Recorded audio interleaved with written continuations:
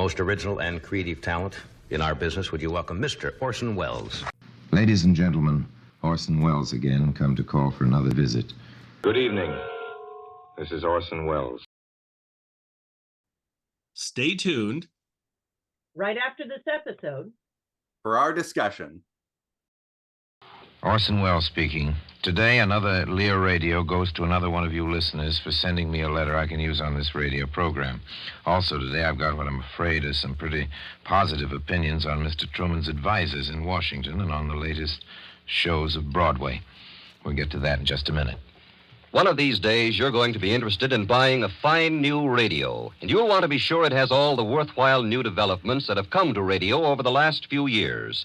You'll want to be sure, too, that the maker has a background of building a substantial, dependable, capable product.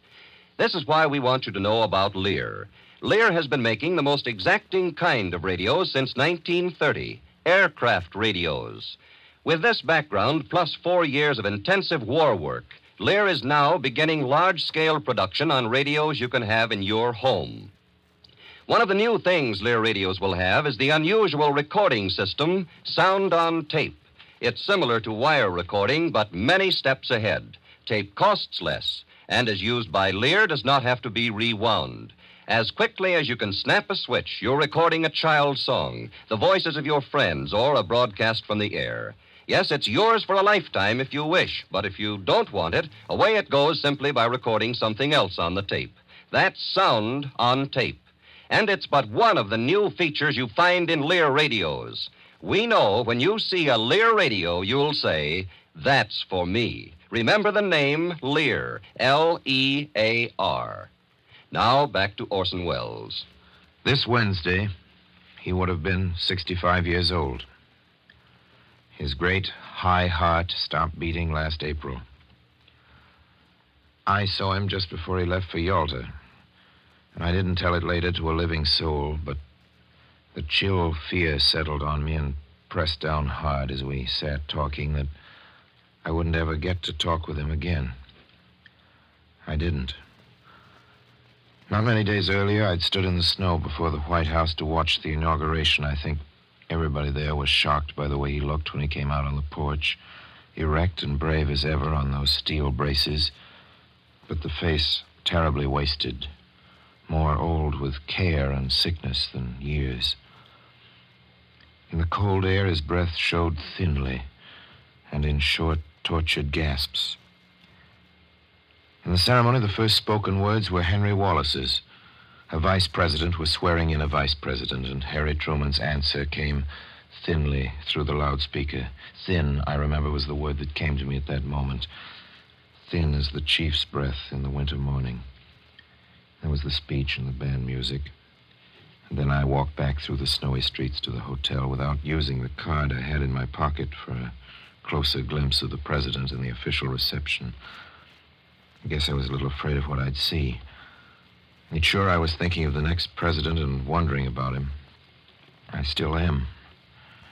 I knew then, though I didn't want to know it, that a political convention in Chicago for a great hour and the biggest job in history had brought us out of Independence, Missouri, a very decent, very little man. I got to know Mr. Truman as a person pretty well last year. We campaigned a good bit together about the country. There aren't any surprises about him or any secrets. He's just about what you'd guess as a president, though. Well, as I said a minute ago, I'm still wondering, and I guess you are too. Concerning Truman, the president, we're all from Missouri. This strike business, for example. In spite of the good day news today, the president has been defied by certain sections of big business, and labor is standing firm. That's the main picture, and the president's telling his close friends, "I've just begun to fight," but so far there's been no action from the White House. Some people are saying the president is waiting for the situation to gel, and some people are saying he's waiting for the jelly to get out of his backbone. Whatever it turns out to be true, it's a fact today that Harry Truman has very few real enemies and very few real supporters. How come? What's the trouble? Well, there's no use trying to figure how things might be going if Franklin Roosevelt were alive to help us celebrate his 65th birthday this week. Franklin Roosevelts don't come along so very often in the lifespan of a nation. And there's no use blaming Mr. Harry Truman for not being an inspired statesman. No sense either letting the New Deal die by leaving it for dead. The fault, dear Brutus, lies not in our presidents, but in ourselves. Since the incumbent isn't a man for the ages, we'd better be a generation of citizens for the ages, or there won't be any more generations. A.B. A.B. means after the bomb. I remember on that long, lonely walk I took Inauguration Day through the Washington slush, how Bob Hannigan seemed to be darkening the horizon as a force for political retreat. Shows you how wrong you can be. His influence diminishes daily in the Truman cabinet, and Bob, the backroom boy that many of us liked a lot and most of us mistrusted some, emerges as the one instinctive liberal among the newcomers. Excepting Hannigan, from where I stand, Mr. Truman's closest advisors look like the biggest aggregation of political fumblers, butter-fingered halfbacks, and unimaginative stooges Washington has seen in 20 years. Hoover's aides were reactionaries, but they were, at least for the most part, competent reactionaries. This new crowd doesn't seem to know where it's going or why. Some of these gentlemen are well-meaning, some of them want to go home, all make a fine fetish of dollar honesty, but as I see it, they lack intellectual integrity. Please consider, from here on in, the words, "in my opinion," go with everything I'm saying. I want to talk about Mr. John Snyder, and I'm not going to pull any punches. John Snyder is a mediocre man who spent most of his life at an open desk near the teller's window of a small bank. The very thought of him saying no to the president of U.S. Steel is a joke. Mr. Snyder is loyal to Mr. Truman personally, but he doesn't believe in the president's declared program for full employment, higher wages, and sharp price control.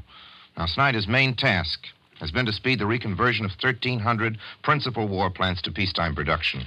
Snyder's been in office for about 6 months, but I find only 100 of the total 1,300 plants have been reconverted to date. And only 200 more, it seems, are anywhere near reconversion.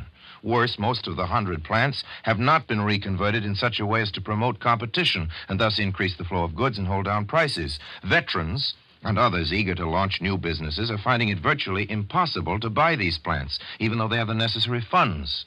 Almost all of the plants have gone into the hands of huge national aggregations of power. In other words, big business. And big business has bought up most of the 100 plants with the primary purpose of preventing them from going to potential competitors. Already about 40 of these plants have been closed down by these huge concerns, and in some cases, unbelievable as this may sound, there has been the actual destruction of modern machinery, the kind that might turn established industries upside down. This handling of surplus war plants by Snyder is without doubt his biggest but least known blunder. I wish I had more time for Mr. Snyder, but I see I don't, not today, and I won't be able to take up lumbering John Steelman either. He's the labor advisor to the White House, or the court jester, Mr. George Allen, that happy-go-lucky director of 20 big corporations, including Tom Girdler's Republic Steel. What I wanted to add up to today is just this. For the sake of the man who would have celebrated this week his 65th birthday, I think that before we start kicking at Truman, we should make our voices heard and help kick out Truman's advisors. Now about these radios I'm giving away for letters I can use on this program. I can use anything in the letters about anything except compliments to me. To prove which statement, today's Lear 5-tube table model goes to Mrs. Charles R. Wilson, who wants to know if I am a phony. Well, I may be, Mrs. Wilson, but I'm willing to let you call me one on my own program, and you get the prize for doing it. How are we, you ask, we who are referred to as the little people, to know about things that look like posing in persons who have become what is known as public figures?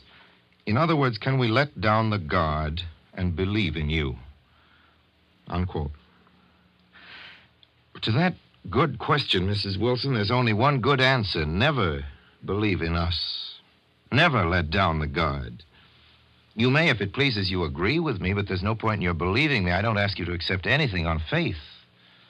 Mrs. Wilson, doubt is an American talent, and if you believe anything, believe in yourself. Never, never, never let down your guard. Mrs. Wilson, the German people, the Italians, and the Japanese, they let down their guard. Free peoples cannot hand over their judgments, their final evaluations, to any spokesman, authorized official, sponsored, or impromptu. Always suspect me, and suspect everybody else you hear on the radio, Mrs. Wilson. That happens to be the little lesson I tried to point out when I made some years before the radar contact with the moon a certain notoriously unfounded report concerning interplanetary communication. You know, we were talking a while back about the man who would have been 65 years old this Wednesday. I remember a flattering joke he once made. "Orson, just between us," said Franklin Roosevelt, "you and I are the two best actors in the world, but we have different parts to play. You scare the people, and my job is to pour oil on the troubled waters." Well, Mrs. Wilson, I tell you that I do this radio program because there's certain things I want to scare you about. I want to bring to your attention certain wrongs, but don't swallow that whole. Maybe I do it for the money. Maybe I'm trying to build up a following so I can seize the government and enslave you. If I make you believe me, I'm the merest demagogue. My purpose, I tell you, is to help you think about certain things. If I succeed in this, I'm not so much a phony as what I say I am, which is always, my dear madam, your obedient servant. And now your attention, please, for an interesting announcement. Now, just a few more words about the new Lear radios. They're radios made with that respect for the highest type of manufacturing that Lear has learned through 16 years of building ultra-fine radios for aircraft. The line of home radios that Lear is now making offers models to suit every taste for fine home decoration, every requirement for outstanding performance, and every pocketbook. Among the sets will be magnificent console radio phonograph combinations which will have television, the new sound-on-tape recorder, FM and shortwave. Some will have an entirely new and exclusive remote tuning control, which lets you select any station on the dial from across the room. The finest of these in a choice cabinet and equipped with everything will cost about $500. Then there are other models that range in price all the way down to the competent, good-looking table model that sells for about $19.95. But no matter what you pay for a Lear radio, it will have the proved design and the superlative workmanship that have built the fine reputation of Lear Incorporated. Of course, the best way to appreciate what Lear radios can do is to see and hear the sets themselves. We expect that you'll be able to do that soon as more and more dealers get them. We'll keep you posted because we know that when you look at and listen to a Lear radio, you'll be convinced that here is a radio that gives you the most for your money. Remember the name Lear, L-E-A-R. And now back to Orson Welles, whose views and opinions are his own and do not necessarily represent those of Lear Incorporated. Well, I'm speaking to you nowadays from New York, and this week I've been on quite a play-going kick. 3 openings since last Sunday. In the first, Nellie Bly, which cost $3,000. Mr. Victor Moore, that hauntingly attractive artist of comedy, is trapped as on a sinking ship. An affectionate first-night audience cheered him to the echo on his way down. Nor was Mr. Moore's agelessly athletic sparring partner a deserter. William Gaxton seems to be embedded in Broadway, much as the creatures of another age, casualties of some glacier, are found immortally rampant in ice, and he was no more absent from this event than is his shadow, which he, Mr. Gaxton, has been boxing successfully to the accompaniment of hit tunes for something only a trifle short of eternity. Here, however, his lusty enthusiasm served merely to underscore the lack of score. But Bill gets another merit badge for effort. So does the audience, as a matter of fact. Never did so many try so hard to like so little. This lamentable flutter came in on Monday like a lion, the MGM lion, and Tuesday and Wednesday brought us very ordinary plays with extraordinary performances, real show-savers by Louis Calhern and Dorothy Gish in the first and by the Luntz in the last. Lou Calhern's beautifully organized portrait of Justice Oliver Wendell Holmes is worth your patience for all the sentimental meanderings he's called upon to support.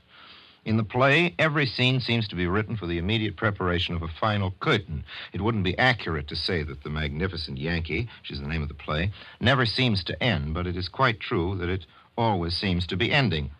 That Mr. Calhern manages to make a nourishing night of this is a real tribute to his craftsmanship. The Lunts came back to Broadway in a vehicle that runs downhill starting from nowhere, but Lynn and Alfred are experts in making you forget such trifles as the mere absence of a play. I cannot believe that my children will live to see two more resourceful entertainers in a playhouse. Let's hope for playwrights. When playwrights are as stimulating as Lynn and Alfred Lunt, impromptu. God bless them, and now my time's up. Let me come a call again next week, and thanks for this time. This is ABC, the American Broadcasting Company.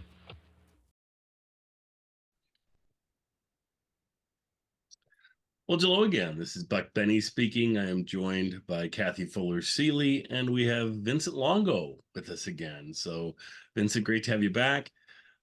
Just for folks that, because it's so hard to figure out where we are in our timelines, and folks talk about how I have a beard and I don't have a beard, and John's here and John's not here, and what's happening, what's going on. So this is 2024.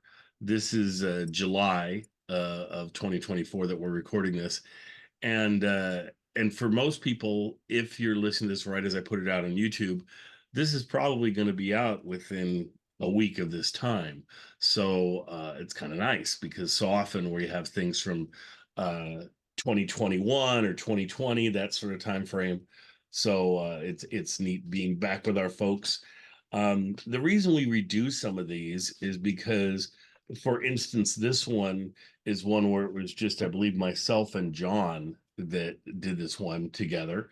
And I just thought it's always nice to have a group of people instead of just two of us talking. So, and also it's also nice to just get Vincent to join us, since he's such a specialist in Orson Welles. This one is an interesting one. If as of 2024, I just played Orson talking about the inauguration of FDR, and that was recorded when FDR was alive, when the war was still going on. It was 1944. And so I just played that one because I thought that made a nice bookend to this one. And this is after FDR has died. Orson talks about how this would have been his 65th birthday. And it's just interesting to get Orson's insights into FDR after FDR's passing. So we'll toss it over to my friend Vincent and let Vincent chat about what he thought about this one.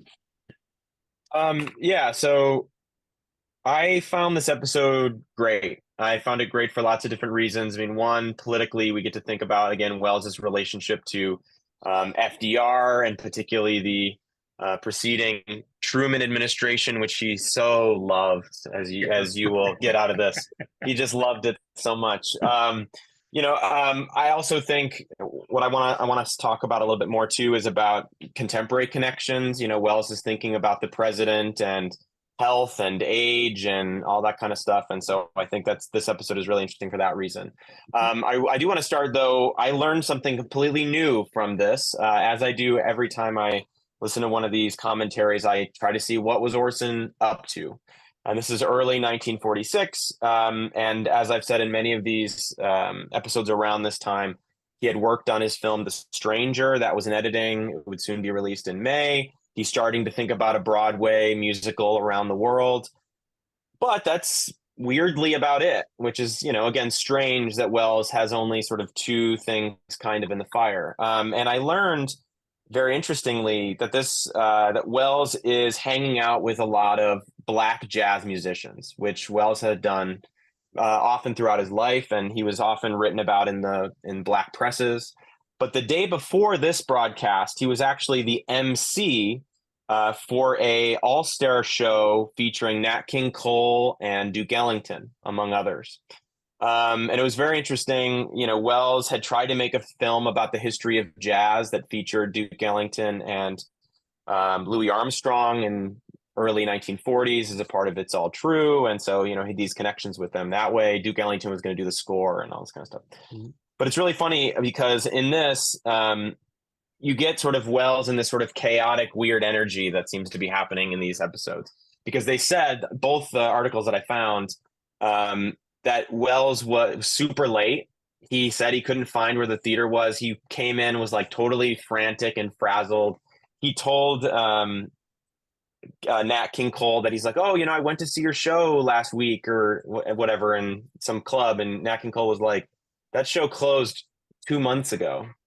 And then they were like, okay, that's weird. But then they said he got on the stage and he was like, great. They said it was this beautiful introduction about the history of jazz and how important, Black culture was to America and all this stuff. And they said it was awesome. And then he got off the stage and he was like chaotic again.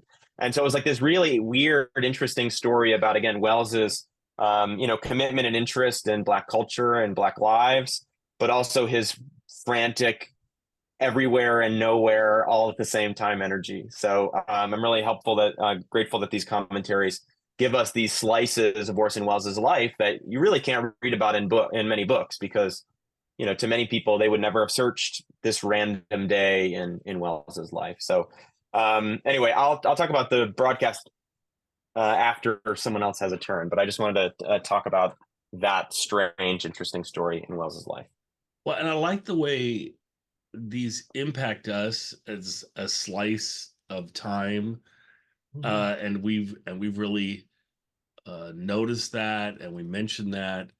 But I've really enjoyed how putting these on YouTube has allowed people to put comments down where they notice the same things, and they are very delighted that we're bringing this to them, and I think that's great. So, Kathy, what were your thoughts on this one? Well, of course, I was really struck, as Vincent says, to think about contemporary connections between looking to worrying about our leaders, worrying about the health of our leaders, and the difference that every picture of Franklin Roosevelt in 1945 makes it, he looks 90 years old. That's to believe that I am the same age that Roosevelt was in those pictures. Both says a lot about his own personal health and changing medical practices versus what we consider old. 65 for a lot of people was very, very old. Lifespans were shorter back then. But besides that, it really captures Orson's feeling that it's like Roosevelt was like a father figure to him. He just, I was really struck by his own personal caring for that man, as well as sort of building up the mythology of the great leader and your great fallen leader, Roosevelt, which, as you say, he contrasts with poor Harry Truman. That's a very small man in a very decent, very little man. That's the exact quote that he uses. I know some people like that, but yeah, I like that, Kathy, because this is a great episode to listen to another episode in our podcast series where we talk about the Ever Sharp Almanac, where Welles has an episode about the inauguration. And this is the same scene, essentially, that he paints, because he says, I was at the inauguration yesterday, and this other episode was beautiful, it was whatever. But in this episode, he says exactly that, which is, if I have to be honest, I was thinking about the next president who I was watching getting sworn in by the previous vice president. And he says, he seems to suggest, I'm not sure this is true, it was kind of unclear, that he didn't go to the party because he was afraid to go to the party. He was like, I didn't want to look at the invitation or something in my pocket. You get this sense that, like, whoa, I've seen this great man, this man that I have campaigned with, that I have written speeches for, that I, in most ways, politically align with, dying. Seeing him, I know he's going to die. And so, but I think there's two things here, which is really interesting about the mythology. One is that Welles is always really interested in building up FDR and other great men, Churchill in another episode coming up. But he also is really obsessed with the people around the president in a way that I always find very refreshing. He's like, yeah, the president, whatever, they can be great or they're not great, like Truman, who's not great. But you know what? He says, like, okay, we can't expect everybody to be FDR. I think he says that in this episode, actually. He says, but we do have to think about who's around the president. And this is the episode where, if you want to see Welles get really nasty and name-calling, he just has this list. He's like, there's this guy, Bob Hannigan, who I thought was going to be the leader of Truman's advisors. He was great, but he doesn't seem to be the leader. And he's like, all these schmucks around him, they're terrible. They're terrible for this reason. And he really puts him to task in a way that I think would seem to many people, again, I don't know this, but we don't talk about political advisors all that much, at least in like mainstream news. No. Right. Obviously people in politics do. Mhm. And if you like watch really sort of niche political commentary, they do. But Wells is, I mean, again, he is inside this administration. And so he knows these people in a way that I don't know was common back then. I really don't know. I don't know the history of political commentary. But that's what he is obsessed with, is like, hey, actually, you know what? Who cares about the president in some way? Yeah, they're sick, they're dying. FDR was a superhero, But, you know, but but yeah, thinking about those other people. you're right that it's he really reminds his listeners that it's like running a corporation, and there are all these people, and the job of a leader is to pick good folks to fill those roles, and he's taking Truman to task for surrounding himself with people he doesn't admire. Yeah. A difficult task for any either business leader or president. So yeah.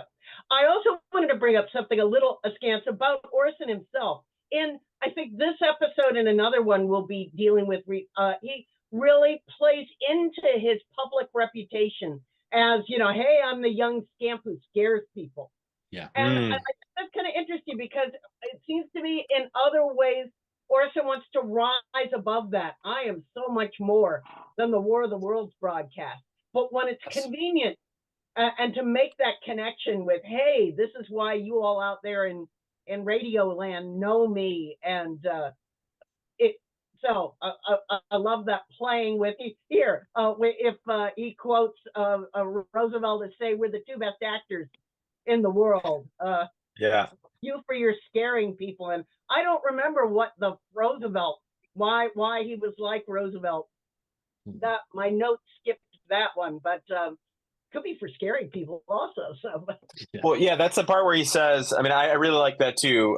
You're right, because he does talk about War of Worlds when it's convenient, as like, oh, remember I did this. But I think he says something like, oh, Roosevelt once told me, you know, person to person, we have two different roles to play.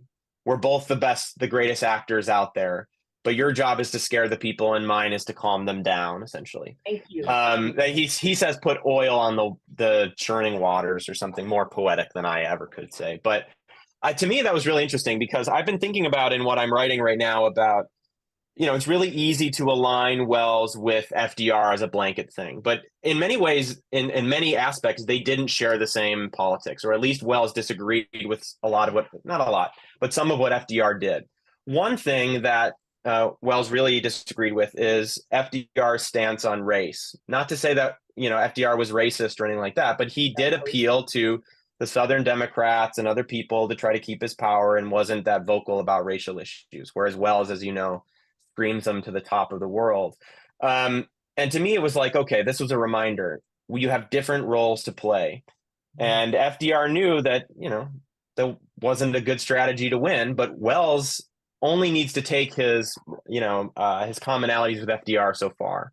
And so I actually think that's actually really refreshing that Wells said, you know, I'm going to do this. I'm different than FDR. I don't need to just completely do what FDR does.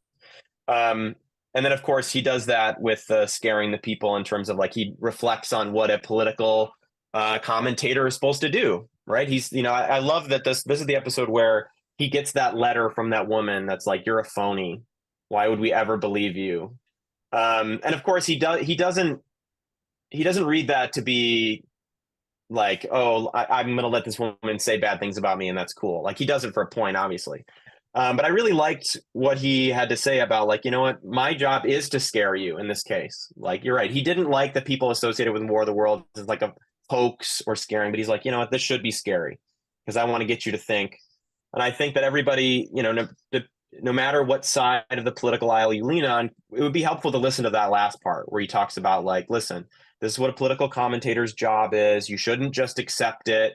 You need to be critical of it, because he says, like, look, I could be using, like, he's like, you know, this appeal that I'm going to say things that I think matter and you should think about. But he's like, you know what? I could be doing this for money, which he definitely is. I could be doing this to sway you to do certain things, to take over the country even, right? Things that people have done with mass media that he's thinking about. You know, but he says, like, that could be all true, but I could also just be trying to get you to think about things in a way that you're not thinking about, and being afraid is a normal thing, and you can be afraid. I think that would be very helpful to look, to think about for everybody. It's like, take it for what it's worth, think about it, but you don't need to be like, you know what, Wells is 100% right. Because in this show, we often talk about things that Wells ends up being very wrong on. Well, and I think that we'll go a little bit into that reflection on today. I always think it's a little interesting that we have a president in Joe Biden that folks will compare as far as the Democrats go and as far as how much he's accomplished for the Democrats' agenda and things, that they'll compare him to FDR and they'll compare him to LBJ. And really, when I look at it and look at the things he's accomplished for and the things he's passed, bipartisan and so forth, those are pretty much the only two folks you can compare him with. And had you told me that there was going to be a Democrat that approaches those two and the things that they accomplish, and especially with how little of a majority he had in both houses, it's pretty amazing the things that he has gotten through. And it's just kind of funny how whether it's Democrats or whether it's Republicans or whether it's the nation as a whole, look at him and don't give him that much credit for any of those things. I think it's going to be funny as he leaves office at some point, maybe right away, maybe in 4 years, we'll see what happens. But I think in hindsight, he's going to be looked upon as, oh my gosh, look at all the things he accomplished. Whereas now I don't think he gets credit for many of those things, not even from his own party, really. I mean, because at this point, right as we speak in July, I mean, they're trying to figure out, well, do we go with him? Do we go with Harris, as his VP to become the next president? And it's all about age. It's all about being infirmed. It's all about things that you think about with FDR and how FDR was such a frail person, but did so much by getting us through the Great Depression and World War II. Just the time that he was in, that he was the right person at the right time. And Biden definitely thinks he's the right person at the right time. I just don't know if anyone really agrees with him at this point, which is pretty amazing. So we'll just have to see how this whole thing shapes out. It's such an interesting election that we're having. I think it's interesting how the left and the right both say that, oh my gosh, this might be the end of democracy if the wrong person wins or whatever's going to happen. And I don't know. I tend to think democracy makes it through somehow, and that it will, but we'll just have to see. How much did people know that FDR was sick? Because I always hear two variations of it, Yeah. which is like, oh, nobody knew in the public, but like everybody behind the scenes knew. But what's kind of surprised me about this, and I don't know if maybe Wells is just playing his part, but he seemed like he was shocked at the state that FDR was in the inauguration. Right. Wells had been on the campaign trail with FDR and his other advisors and all this stuff, hung out with Truman, he says, became buddy, whatever. But he seemed like he was genuinely shocked at just how fast he had degraded. I mean, do we get the sense that that's how it went? Did the American public know? Because I think that's the difference with Joe Biden, is that this conversation, I'm sure, has been happening behind the scenes. Obviously, Yeah. There's no way it didn't, but it's really open, post debate and things like that. Yes.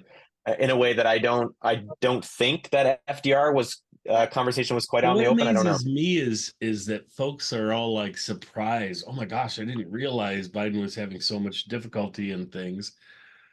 Whereas if you just watched his speeches and the things he was doing before this, he showed signs of this. It's just he had sort of on days and off days, and on his debate day, he had a really off day. And so to me, it wasn't any big surprise. It was like, oh wow, this is going to hurt him, But going in, it was sort of rolling the dice as to what's going to happen. Is he going to make it or not? Yeah. And what kind of a day are we going to have? And if he had an on day, I think this would be lessened for sure. But I still think you'd have we were in discussions about him being too old far before the debate as well. It's just the debate really brought it home. And for you, Vincent, what are the parallels you see between the two, between the FDR situation and our Biden situation? Oh, what do I see? Is that what you're saying? Yeah. Yeah, I mean, for me, I'm curious about, again, how much of this conversation is happening, because I think in the public, because it seems like we listen to Wells on face value.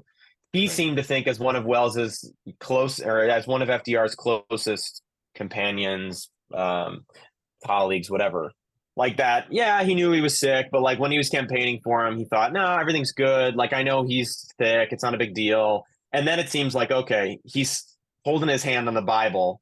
And then Wells is like, this is the end. That's the story that Wells is painting here. And that's kind of what I'm wondering about is like, this discussion with President Biden is happening earlier. It's happening, months before the election. So is that really how that same thing went down with FDR? Were a lot of people rumbling before, and then Wells just like, oh crap, it's too late now. That's kind of what I'm wondering about. I don't know if Kathy knows. Well, there in the era before 24/7 news, all through Roosevelt's presidency, it had been that there had been a rule that you could never show Roosevelt in his wheelchair. You could never show him being lifted in and out of cars. You could never, so he worked very, very hard to, and in very painful ways to manage to look like he's walking up to give speeches in Congress and things like that. So they were gentler times in which the media could be convinced you don't take pictures of Roosevelt that show how disabled he is and how sick. And I'm pretty sure that they kept him out of the spotlight. But also if people weren't looking for it, the inauguration is a big outdoor public function. In January in Washington's never that nice. And so in the same way that I think the people who hadn't been paying attention might notice things about Biden on this one thing, but they should also have been noticing things about his competitor. There have been, there have been plenty of stories about Trump's infirmities that just aren't getting the same traction. So in part, it's the politics of who is talking about what and things like that. So, but when it comes back to Roosevelt, I feel he wanted to stay in.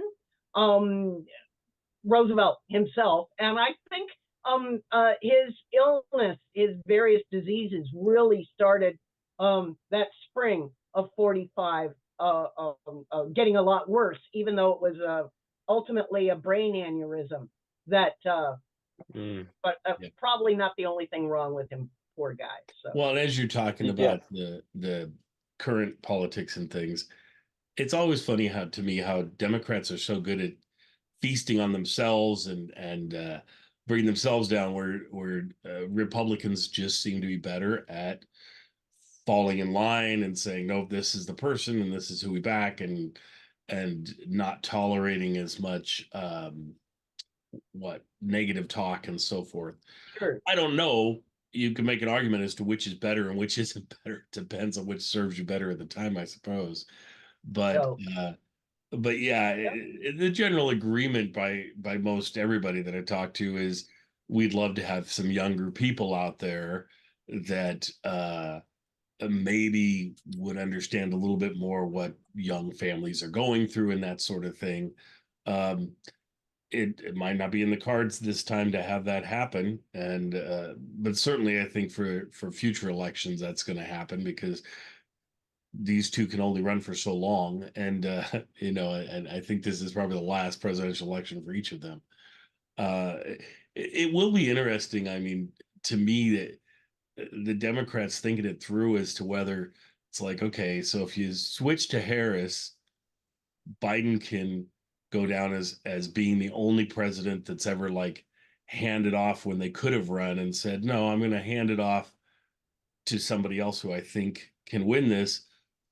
But also, if Harris was to win, all of a sudden you can get 12 years of a Democratic of a Democrat presidential What Truman executive did? team. Yeah. So that'll be Barely, but yeah. interesting. Yeah. Yeah. So we'll just have to see which direction they go. Biden is certainly seems like he's saying, boy, nope, it's just going to be him, and that's who he's doing. And so we'll just have to see how it happens. But folks are saying there's no avenue for him, and that it looks like Trump, because Trump's ahead in all the states that are contested states. They're the ones that there you go. Trump is ahead in. We'll have to re-record this in mid-November. How about that? Yeah. It's like, oh, now we know. Yep. We got to go back like Wells and be like, oh, we were saying this stuff, but like, we knew, we were thinking about the next president, we shall see how it goes. Who knows? So, yeah. Interesting times for sure, because we're recording this a week before the Republican convention. I think is next week, isn't it, or the week after? Yeah, it's very soon. So, it'll be interesting to see lots of changes happening in the next few weeks, and it seems appropriate with Orson spending so much time on politics that we can talk about him too. I mean, I'm not trying to, I understand. There's lots of people with lots of different points of views, and I totally respect everybody's point of view. As a voter, you deserve to be respected, and you deserve to vote for who you think is the best person to lead our country, right? It's sometimes tricky, and sometimes people wish they could have somebody that's not there. But eventually, you're going to have to make a choice of someone who can actually win the election. So we'll see. Anything else on this one to throw out there? Are we good? I'm envious of all the shows he could see on Broadway, even if he didn't like them either. So. Yeah. For sure. Yeah, he was definitely in a negative mood. He actually begins with, if you pay attention to the very beginning of this, he says, oh, I'm going to talk about really good news in politics, but he doesn't really say it like ironically. And so I remember going into this be like, oh yeah, wow, he's going to talk about really positive things. And then I realized everything was negative. I re-listened to it and I was like, oh, I see. Yeah. But he's thinking about Broadway because he's going to stage a Broadway musical soon. So he's all of a sudden a theater critic too. He's going to add that. He's going to tell you what he thought about everyone's. Trash Lutton Fontaine. There you go. So. But that is one of the things I love about these, how they're a snapshot of the time and how Orson prided himself, and was knowledgeable about so many things that he could carry on discussions and give us information about things that we just never hear of at the time. I mean, if you listen to old time radio shows and things, they don't talk about what's happening so much in the world as they do just present a story. So it's not kind of nice with these that he's presenting what's happening in politics, in theater, in film, all of that. You get a nice cross section. So I love that. Anyway, I hope folks enjoy this one, and we'll see you guys next time as we do more of these.